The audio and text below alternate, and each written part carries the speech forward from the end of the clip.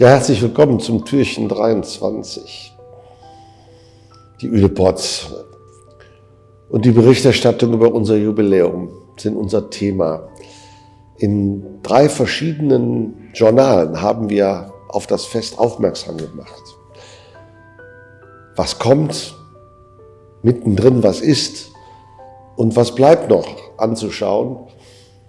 Das war so die Idee und mit den Begleitern, die wir da gehabt haben, sind da tolle Werke gelungen und unter anderem eben auch die Üleports, wo man nochmal so die ganze Geschichte nachlesen kann, wie das denn entstanden ist und welche Sagen und Geschichten es rund um dieses Üleports Haus, Umbau und Jubiläum gegeben hat. Ja, wir feiern ein ganzes Jahr lang.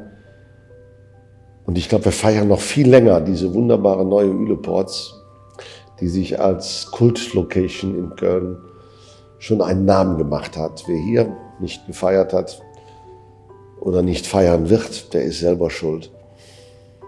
Und letztendlich freuen wir uns auch über unsere ausverkaufte Buchpublikation von Monika Saltschott, wo wir einen kritischen Blick in den Karneval hineinwerfen. Richtig zum Zeitpunkt, wenn man 200 Jahre alt geworden ist.